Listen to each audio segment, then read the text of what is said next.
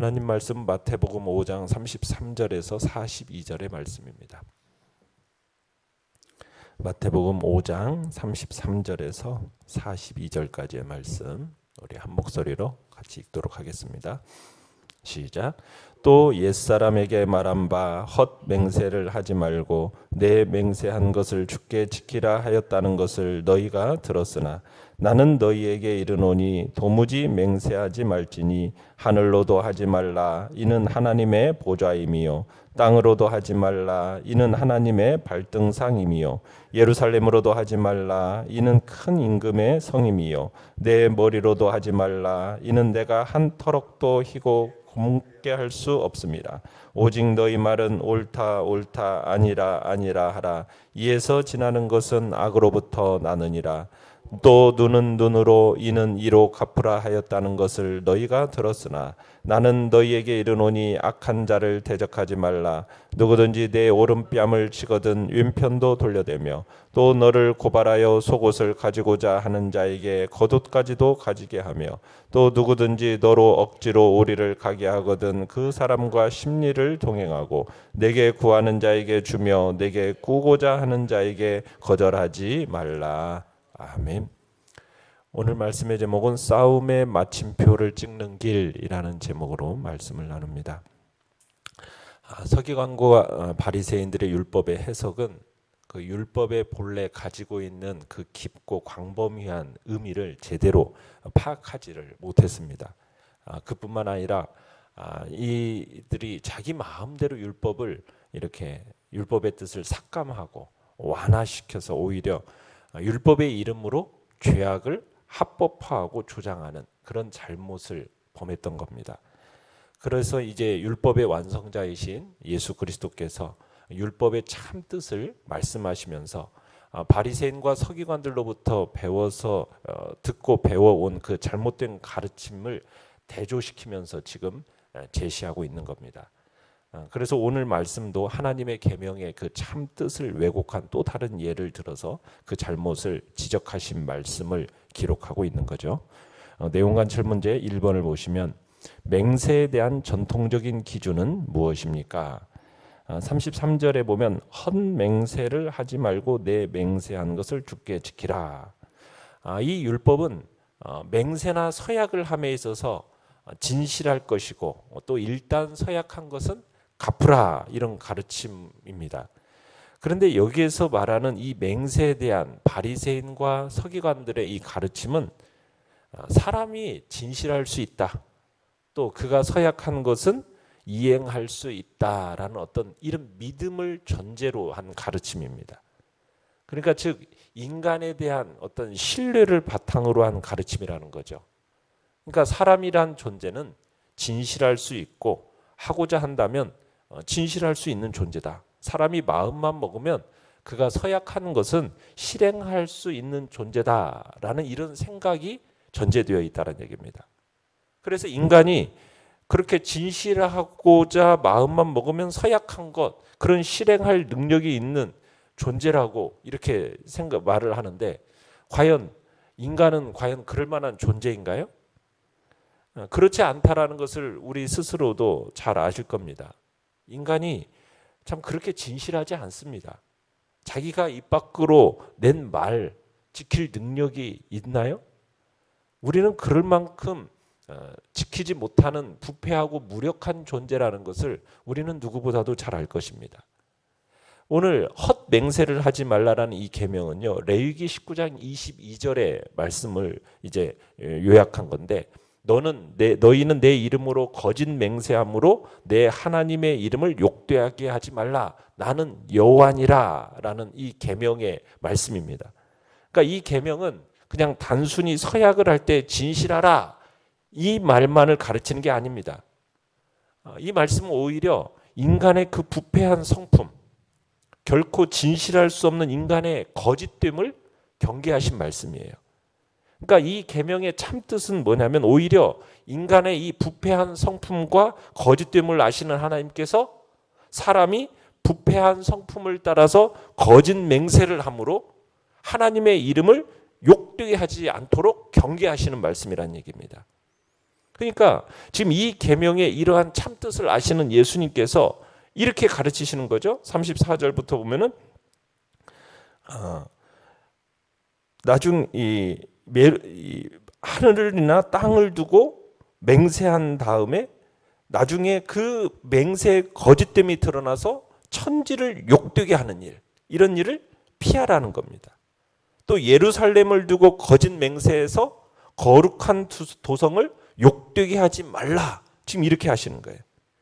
그러니까 자신의 어떤 거짓된 이 거짓을 숨기기 위해서, 위장하기 위해서 더 큰 어떤 하늘, 하나님의 보좌인 하늘, 또 하나님의 발등상인 땅, 아니면은 거룩한 성전인 예루살렘, 이런 것을 두고 맹세함으로써 자기의 어떤 거짓을 숨기고 위장하려는 그런 짓으로 맹세를 사용하지 말라. 오히려 그것들을 욕되게 하지 말라. 지금 이렇게 말씀하고 계시는 겁니다.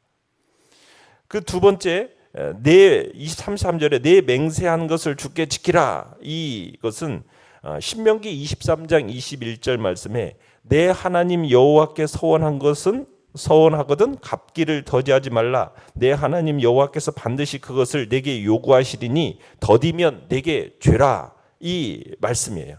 그러니까 이 계명 역시도 단순히 내가 서원한 것은 반드시 갚아라, 그 이상의 뜻을 가지고 있다는 겁니다. 인간은 자기의 입 밖으로 낸 말에 대해서 실행할 능력이 없는 존재예요. 그러니까 예수님께서 지적하신 대로 36절에 인간은 머리털 하나 한 올도 희게 하거나 검게 할 수 없는 무력한 존재라는 겁니다. 능력에 있어서, 능력의 한계에 있어서 그만큼 무력한 존재가 인간이에요.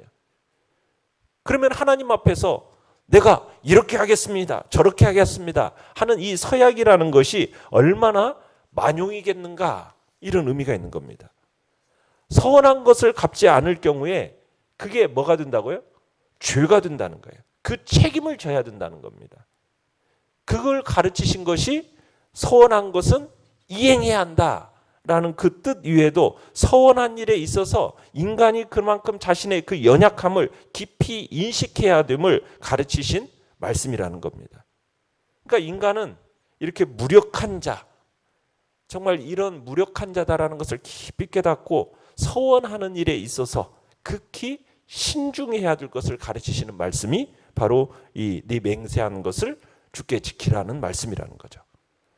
그런데 바리새인들은 인간의 어떤 가능성, 인간의 어떤 진실됨, 실천 능력, 이런 것을 신뢰하고 있는 겁니다. 반면에 예수님은 뭐예요? 인간은 부패한 자다, 거짓된 자다, 진실과는 거리가 먼 자다, 무엇보다도 자기가 약속하고 맹세한 것을 실행할 능력이 없는 무능한 자다. 이걸 주님은 아신 겁니다. 이런 자로서 인간이 취할 자세가 뭐냐는 거예요. 주님이 그래서 37절에 그런 거죠. 네 말에 사실대로 그런 건 그렇다, 아닌 것은 아니다, 이렇게만 할 뿐이라는 거죠. 근데 주님께서 이러다 하시면 네 그렇습니다, 아니다 하시면 네 아닙니다, 이렇게 말할 뿐인 존재가 인간이라는 거예요. 여기에서 지나가지고 내가 이렇게 하겠습니다, 저렇게 하겠습니다 막 이렇게 하는 것은 자기 신뢰, 어떻게 보면 거기에서 나오는 오만, 교만, 이것을 경계하고 있는 말씀이라는 겁니다. 바리새인처럼 나는 진실할 수 있어, 이런 어떤 교만과 오만을 경계하면서 나는 하나님의 약속을 실행할 수 있는 존재야, 어떤 그런 자신의 자만됨, 자기 신뢰, 어떤 영적 도덕적 능력에 대한 과신, 이런 것들은 다 뭐로부터 나오는 거라고요? 악으로부터 나오는 거라는 거예요. 이에 지나는 것은 다 뭐라고요? 악으로부터 나는 거다. 악한 자, 마귀에게서부터 나오는 것이다. 내가 뭘 할 거야, 내가 해낼 거야, 내가 할 수 있어, 나는 진실해, 내 말은 거짓은 하나도 없어, 막 이런 식으로 얘기하는 그 모든 것들이 어떤 자기 신뢰와 영적 능력, 도덕적 능력에 대한 과신은 다 악으로부터, 악한 자로부터 나온다라는 것을 인지하고 항상 자신이 어떤 존재인가, 정말 부패한 자요, 거짓된 자요, 무능한 자요, 정말 나는 진실과는 거리가 먼 존재라는 것을 항상 인지하면서 하나님 앞에 겸손해야 되는 것이 우리 인간의 모습임을 주님은 가르치고 계시는 거죠. 영과 묵상 문제 2번입니다. 예수님은 우리가 악한 자들에게 어떻게 반응하길 원하십니까? 자, 38절에 보면 이렇게 얘기합니다. 또 눈은 눈으로 이는 이로 갚으라 하였다는 것을 너희가 들었으나. 자, 이 말은 바리새인들은 악에는 악으로 맞서야 한다라는 어떤 보복의 뜻으로 이해를 했습니다. 그러니까 누가 나를 해치면은 나도 당한 만큼 갚아준다라는 어떤 보복의 원리로 이해한 겁니다. 그런데 이러한 이 바리새인들의 해석은 율법의 참뜻이 아니에요. 예수님은 뭐라고 얘기하는 건가? 눈에는 눈, 이에는 이라 하는 이 율법의 원칙이 사실은 악에 맞서지 말라는 뜻이라는 거예요. 그죠?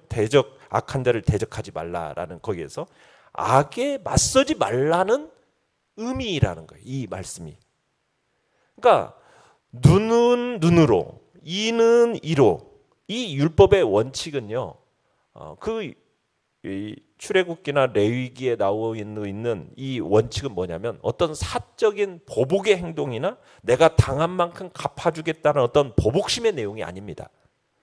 여기서 말하는 이 보응이나 처벌이라는 것은 어떤 개인적으로 시행하는 어떤 보복이 아니라 재판장의 판결에 따라 이루어지는 법적인 절차를 얘기하는 거예요. 법적인 절차.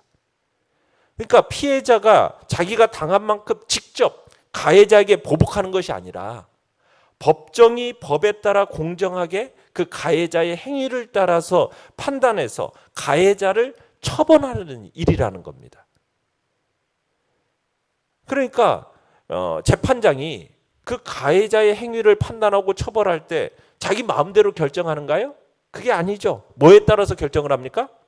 법에 따라서 결정하도록 되어 있잖아요.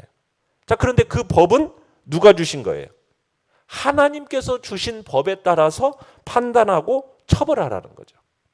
그러니까 재판이라는 것은 누구에게 속한 거냐? 하나님께 속한 것이라는 거예요. 그러니까 오직 하나님만이 사람의 행위에 대해서 뭐 하는다? 책임을 물으실 권한을 가지셨다라는 것을 얘기하고 있는 겁니다. 그래서 다른 사람이 나에게 해를 가했다고 해도 내가 친히 보복을 해서는 안 된다라는 거예요. 오히려 보복심이나 보복행위라는 것은 매우 심각한 죄악이 된다는 거죠. 왜냐하면 그건 내가 뭐가 되는 거니까. 내가 스스로 재판장이 되어서 내게 해를 가진 자를 내가 판단하고 내가 스스로 처벌하겠다는 그런 것이 되기 때문에 내가 보복심이나 보복의 행위를 가지는 것은 안 된다는 거예요. 내가 친히 하나님이 되어서 친히 심판하겠다라는 그런 의미밖에 안 되고 내가 하나님을 대신하겠다라는 뜻이 되니까요. 그래서 눈은 눈으로 이는 이로라는 이 공의의 시행이라는 것은 결국 뭐예요? 모든 사람에게 행한 대로 갚으시는 하나님의 재판, 하나님의 보응에 뭐해라? 맡겨라 라는 그런 의미라는 겁니다. 그러면서 39절에서 악한 자를 대적하지 말라 이렇게 말씀하고 계시는 거예요. 그러면서 이 속에는 깊은 배려가 함축되어 있는 겁니다. 그러니까 내가 억울한 일을 당했다고 해서 내가 당한 만큼 갚아주겠다라는 그런 원한을 품으면 결국 나도 그 사람하고 똑같은 사람이 되고 만다라는 거죠. 무엇보다도 우리 부패한 인간의 마음 속에서는요, 내가 당한 만큼 갚아주겠다라는 내가 눈에는 눈, 이에는 이 정도가 아니에요. 우리의 마음은 어떻습니까? 내가 눈을 다쳤으면 그것보다 어떻게 하려고 그래요? 몇십 배 갚아주려고 하는 것이 인간의 가혹한 보복성이거든요. 그래서 예수님께서는 악한 자에게 맞서지 말라는 거예요. 상대방의 그 악에 내가 격동이 되어가지고 스스로 똑같이 악을 행하는 그런 어리석고 불행한 일에 빠지지 말라. 어떻게 보면 그런 배려의 말씀이라는 거죠. 억울함과 피해를 당하는 이 어리석고 피해를 당하는 자를 향한 어떻게 보면 사랑하시는 염려의 말씀으로 하시는 겁니다. 그러나 악한 자에게 악으로 맞서지 말라는 말씀은 어떻게 보면 더 적극적인 내용이 있어요. 뭐라고 하냐면 악한 자가 너를 핍박하고 해를 끼쳐도 너는 악을 행하지 말고 도리어 뭐라는 거예요? 선을 행하라는 거예요. 선을 행하라는 거예요. 상대방의 악에 굴하지 말고 너는 꿋꿋이 오직 선을 행하면서 선으로 악을 이겨내라. 이런 뜻이 이 안에 들어있다는 거죠. 그래서 예수님은 지금 누가 네 뺨을 치거든 그냥 참고 넘어가는 정도가 아니라 왼뺨도 돌려대라. 누가 네게 소송을 걸어서 속옷을 취하고자 하면은 겉옷까지도 내어주라. 억지로 오리를 가게 하면 아예 심리를 동행하라. 이렇게 말씀을 하세요. 이 말씀은 그냥 그 사람이 무슨 짓을 하든지 대들지 말고 그냥 하라는 대로 내버려 두라. 다 들어줘라. 이런 의미가 아닙니다. 이 말씀은 악한 자와 맞서지 말라라는 그 가르침과 연결시켜 가지고 설사 왼편뺨을 마저 맞더라도 또 속옷뿐만 아니라 겉옷까지 빼앗긴다 하더라도 오리가 아니라 심리까지 끌려가게 되더라도 너는 결코 상대방의 그 악의 격동이 되어가지고 너도 상대방과 똑같이 뺨을 치고 함께 소송하고 내 이익을 지키려고 내가 왜 손해를 봐야 돼? 내가 왜 심리까지 끌려가야 돼? 거칠게 반발하면서 악에 맞서지 말라는 거예요. 너는 오직 선한 마음을 품고 선을 행하라. 지금 이런 뜻으로 말씀하고 계신 겁니다. 그래서 그 42절에 연이어서 이렇게 얘기하는 거죠. 내게 구하는 자에게 주며 내게 꾸고자 하는 자에게 거절하지 말라. 네게 악하게 대하는 자라 할지라도 그가 뭔가 필요로 해서 네게 뭔가 요구하면은 그가 네가 행한 그 악행에 대해서 생각하지 말고 그냥 필요한 대로 네 힘든 대로 내가 베풀어 줘라. 그가 궁핍해서 네게 꾸고 빌릴 형편이면 네게 행한 그 악행을 인해서 원한을 품지 말고 그 형편을 불쌍히 여겨서 빌려주고 거절하지 말라. 지금 이렇게 얘기하는 겁니다. 아무리 네게 악을 행한다 할지라도 절대로 악으로 보복하지 말고 너는 그에게 이웃으로서의 긍휼, 사랑의 의무 다 해라. 너는 악에게 격동되지 말아라. 다만 성령께서 내 마음에 품게 하시는 그 선한 뜻을 따라서 성령이 나를 인도하는 대로 선을 행해라. 지금 이런 뜻으로 말씀하고 계시는 겁니다. 느낀 점 3번입니다. 자신의 권리와 권한을 주장하지 않고 모든 것을 내주는 희생과 헌신에 대해 묵상할 때 어떤 생각이 듭니까? 참 예수님의 이러한 가르침을 보면 그 율법의 높고 거룩함 앞에서 절망감이 느껴집니다. 참 우리는 생각조차도 해본 적이 없는 법이고 또 거기에다가 지켜보지도 못하고 지키지도 못할 법을 말씀하신다라는 생각이 드는 거죠. 너무나 비현실적으로 들리는 법 같지 않습니까? 말씀 같지 않습니까?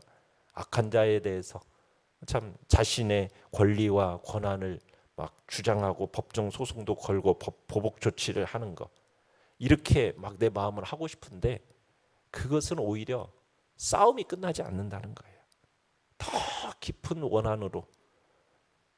그래서 내게 원수 갚는 보복의 악순환이 끊임없이 이어질 것을 주님은 아시기 때문에 뭘 얘기하는 겁니까? 자존심 버려라. 너의 권리와 권한 포기하고 오히려 사랑으로 그들을 감싸 안는 것이 이 싸움의 마침표를 찍는 길이다. 지금 이것을 보게 하시는 거예요. 그러니까 악한 세상 속에서 우리가 살면서 핍박과 억울함을 당할 때 의로움을 잃지 않는 것. 그 속에서도 선한 마음을 품고서 꿋꿋이 의를 행하는 자. 하나님이 반드시 복 주심을 믿으시길 바랍니다.